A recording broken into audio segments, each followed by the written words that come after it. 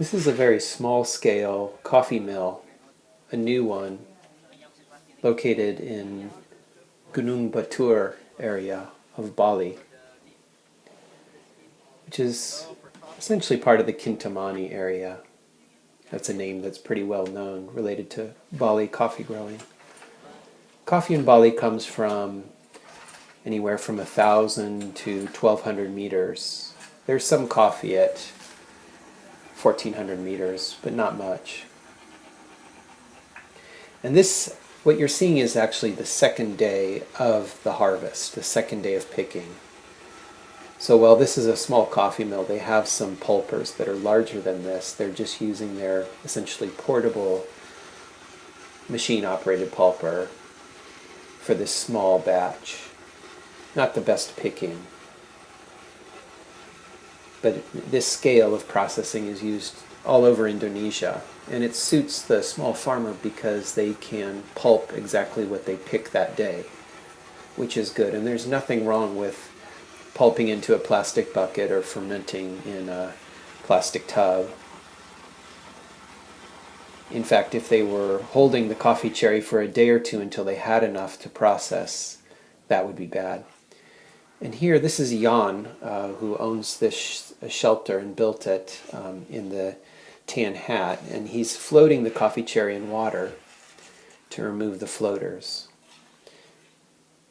And this coffee coming out of the tub has fermented from the previous batch, which is fermented for 12 hours to remove the mucilage.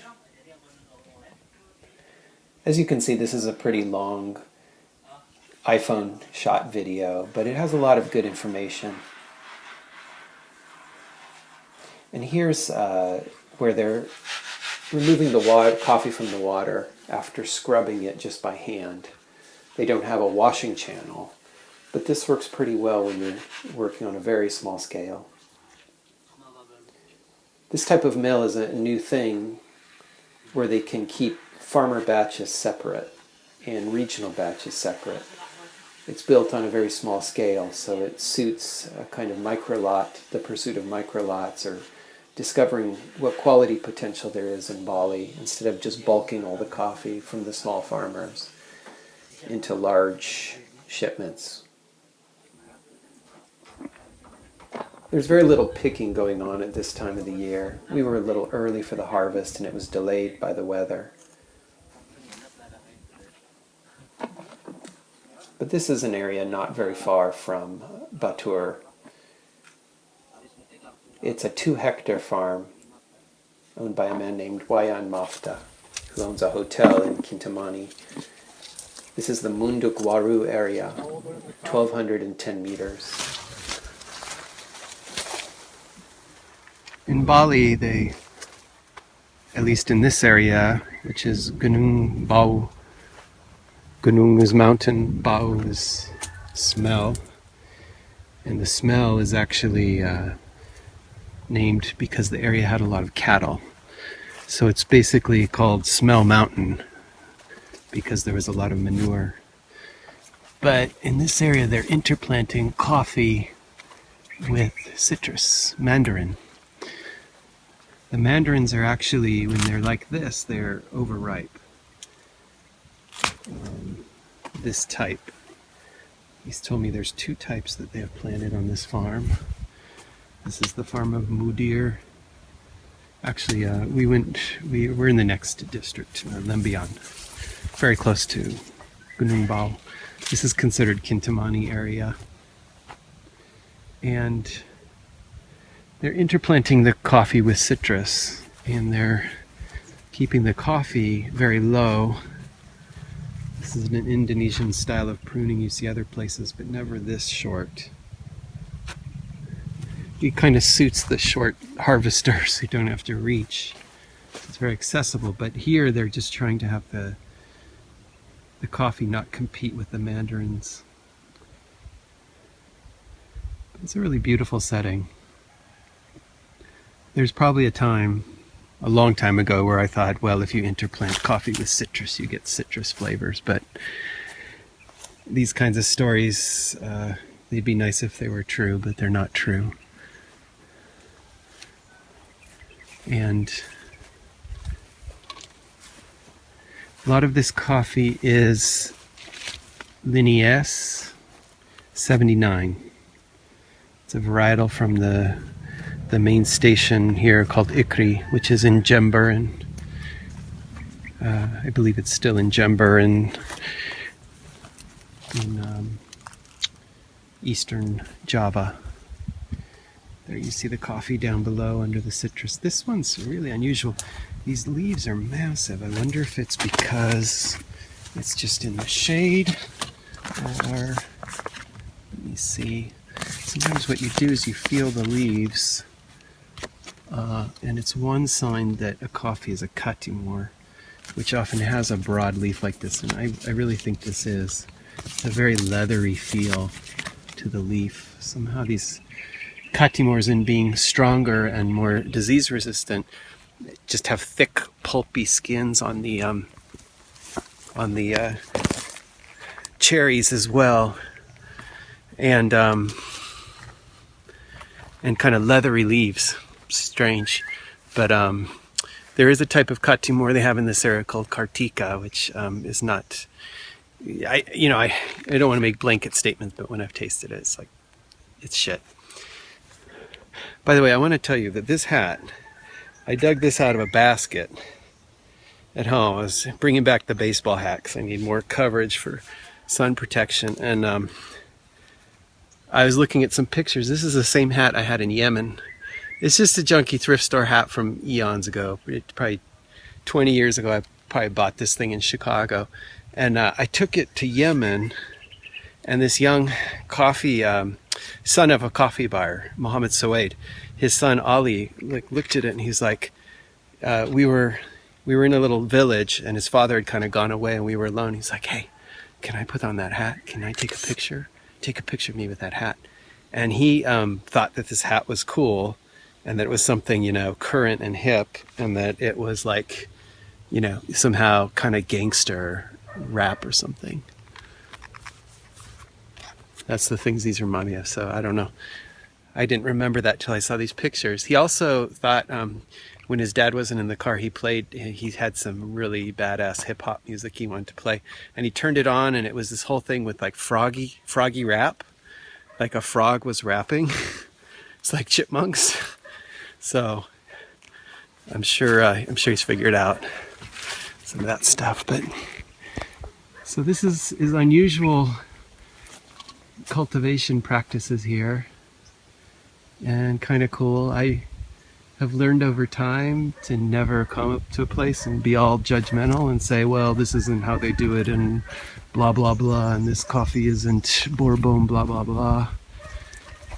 Sort of these things, this information is very relative to particular areas, and every time I've met someone who's come from one area far away and tries to bring methods, some of them work and some of them really don't stick. That's as close as coffee and citrus will ever get right there.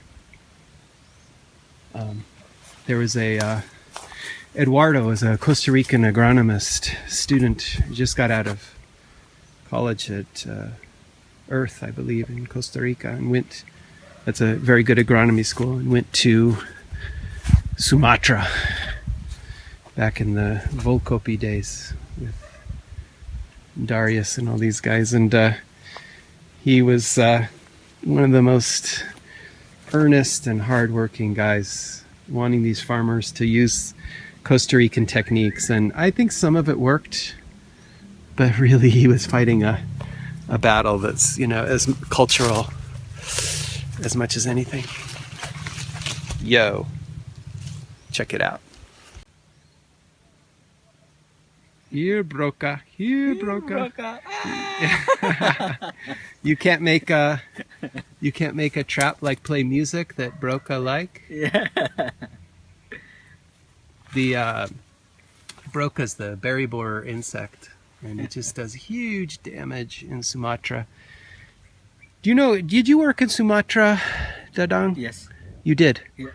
Do you know, to produce the kind of quality, top quality, like lintongs and stuff, Yeah. What is the percentage of when the green coffee? Green is labu, is when you wet hull. From the cherry. From cherry is labu. Cherry is And no, labu, I'm sorry. Labu is parchment. Labu's dry parchment. Dry parchment. Yeah. What is the percentage of coffee from dry parchment that is good coffee that would make it into like your coffee? Like my coffee. Yeah. How much do you lose in preparation of the type of coffee that you're selling from the general? If you went to buy in the market, the local market, what percentage of coffee would you have to remove to get top grade? From parchment is 30%. You lose 30%.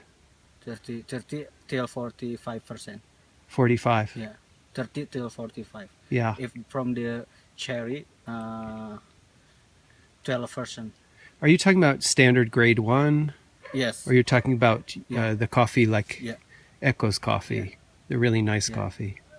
From the cherry, we 12% only we get.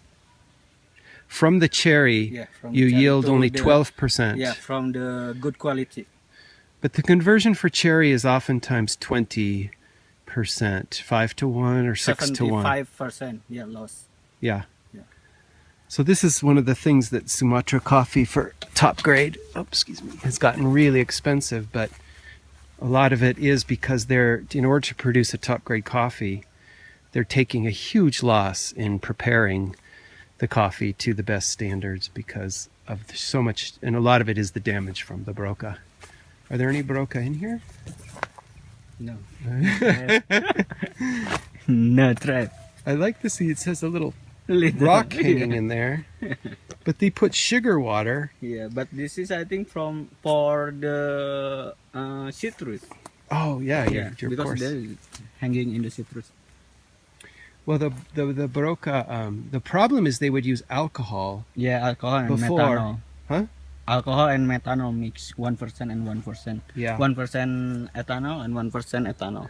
The problem in some countries is where they have alcohol problems is people would come and drink the broca traps. Yes, sometimes.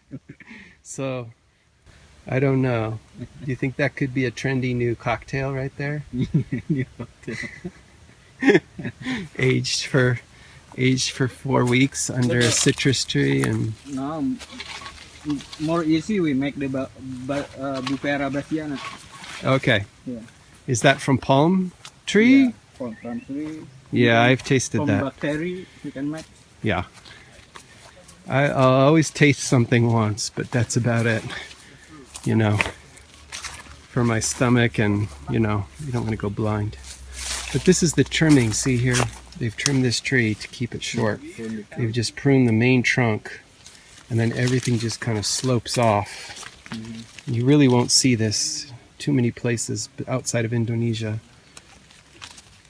But it works well. It integrates into what's essentially a very diverse agriculture scheme where a lot of times they have the mandarins here, which get a great price in the local market, and coffee, is a longer product, and you can be producing these mandarins all the time. They have chilies interplanted a lot with the coffee here.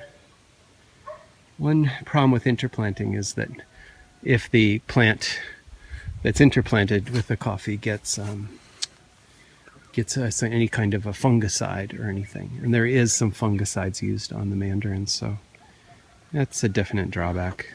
But I think their usage is so modest and localized. We're not talking about going over a crop in a plain and spraying, indiscriminately huge amounts of chemicals. It's just treating a specific area, and these chemicals are expensive, so nobody wants to waste them. No, they don't have the money when you're talking about small scale agriculture, family farms to blow through this stuff. So they're very conservative, and I think, in general, I know that sounds like you're just inventing a kind of a story to make it sound better, that the overspray from these mandarins would get on the coffee. But, honestly, that's a better argument for the prudence and restraint that they would show here, which is something that I can't stand here and observe. But just the cultural and economic wisdom of that is is sort of self-evident. Anyway, this is Lembian near Gunung Buah Smell Mountain, or, you know, cow shit smell mountain, if we want to be more specific. And it looks like here, you know, this is Bali, so it's a very, very religious place in a sense, a very sort of, you know, animistic Hindu-based belief, and everywhere you go there'll be a small temple with an offering in it. And so right here among the coffee and the citrus is a little temple with some dried flowers. That is absolutely common for Bali, which is probably the spiritual center, in a sense, of Indonesia, at least for the non-Islamic Hindu-based belief systems here. Beautiful place, and these are the bamboos supporting these incredibly loaded mandarin trees. We did a little mandarin cupping of the two varietals, a little tasting, and there's definitely a difference, but I couldn't tell you the names of either of them. I'll stick to coffee.